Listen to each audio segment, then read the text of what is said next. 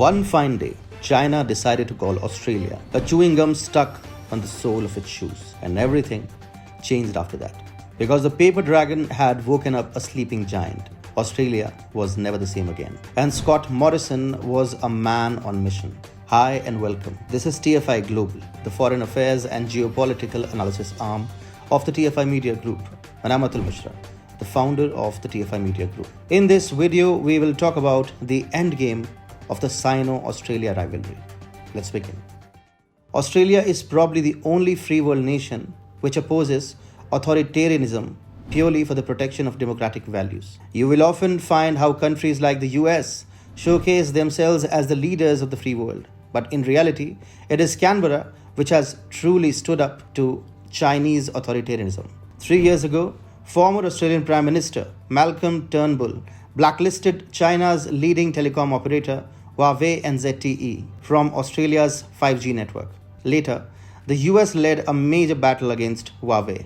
Now, Scott Morrison is doing the same to Xi Jinping's flagship Belt and Road Initiative, or the BRI, what Turnbull had done to Huawei. Morrison recently scrapped Victoria State's BRI deal with China, and now some other nations are expected to follow suit. After Australia had banned Huawei, the then Trump administration in the United States was able to make a major security issue out of the involvement of Chinese telecom giant in 5G networks. In fact, the former US President Donald Trump pressurized European powers and other US allies to act against Chinese 5G technology. Ultimately, Trump had cut off the supply of semiconductors, which is the most essential input in consumer electronic goods, to China. Chinese tech giants have now been choked by the lack of semiconductor supply.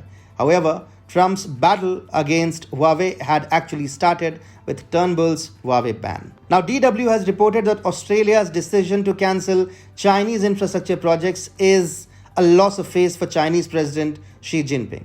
It is further reported that Australia's decision could prompt other countries to back away from similar deals. The reference to similar deals ought to be seen in the light of China's BRI investments across the world. Herbert Data from the German Institute for International and Security Affairs (SWP) told DW that the Scott Morrison government's decision could prompt delays or withdrawals by other countries involved in the Chinese president's flagship BRI project. Data also explained how the BRI has already lost its charm in the context of the pandemic-related economic downturn in poor Asian and African countries, where Beijing has made extensive BRI investments. Giving the example of Pakistan, he added, the pandemic is extremely inconvenient for China. Many countries are experiencing great economic troubles.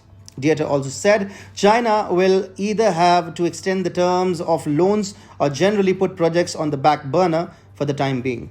The German expert concluded it would be a severe blow to the Chinese narrative to find that not only Australia, which is comparatively small in terms of population, but also larger players are saying goodbye to the Belt and Road Initiative and thus to the prospect of closer cooperation with the People's Republic of China. Scott Morrison has thus chosen the right time to push back against Xi Jinping's world domination dreams. The Australian PM understood that China's BRI partners are already under severe economic stress and feeling harried by Beijing's predatory loans. They only needed an ignition point for setting off a chain reaction against the BRI.